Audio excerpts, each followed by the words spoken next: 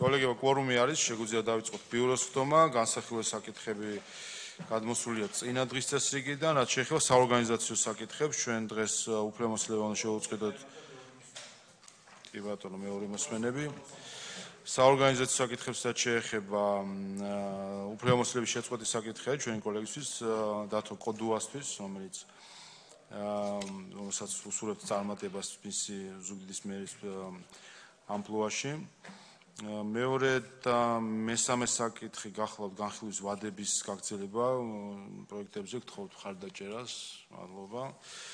მეოთხე საკითხი გახლავთ პარლამენტის საპროცედურო საკითხთა კომიტეტის დასკვნა ფრაქციას საქართველოსთვის რეგისტრაციის თაობაზე და ბიურომ უნდა დავამტკიცოთ ახალი ფრაქციის რეგისტრაცია. მადლობთ. შემდეგი გახლავთ აქედან გამომდინარე საპროცედურო საკითხთა კომიტეტის მხრიდან წარმოდგენილი პარლამენტის კომიტეტებში პროპორციული წარმომადგენლობითი კვოტები, გთხოვთ ესეც დავამტკიცოთ. პრინციპში სამი საკითხი ეხება და სამივეს ჩავიკითხავ და ერთად უყაროთ კენჭი. კერძოდ მუდმივ საპარლამენტო დელეგაციებში ახალი კვოტები, შემდეგ ტერიტორიული მთლიანობის აღდგენის დროებით კომისიაში კვოტები და ასევე ქალთა და ბავშვთა საკითხების მომუშავე კომისიაში კვოტების ახალებული გადანაწილება. გთხოვთ მხარდაჭერას. მადლობთ. შემდეგი საკითხი გახლავთ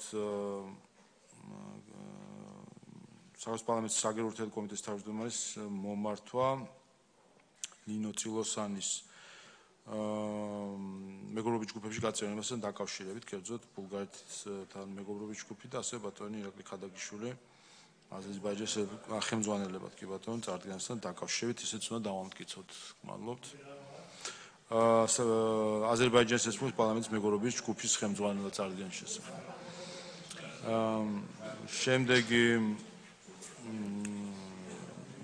შემდეგი გახლავთ მომართვა ცნობად მისაღები ქართული ოცნების მხრიდან წარმოდგენის საფინანსო კომიტეტიდან გასვლის და დიასპორის კომიტეტში გაწევრების შესახებ ქალბატონი რიმა ბერაძის.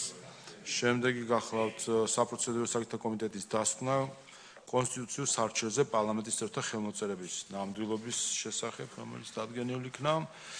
და ბოლო საკითხი გახლავთ საგარეო ურთიერთობათა კომიტეტის თავმჯდომარის მომართვა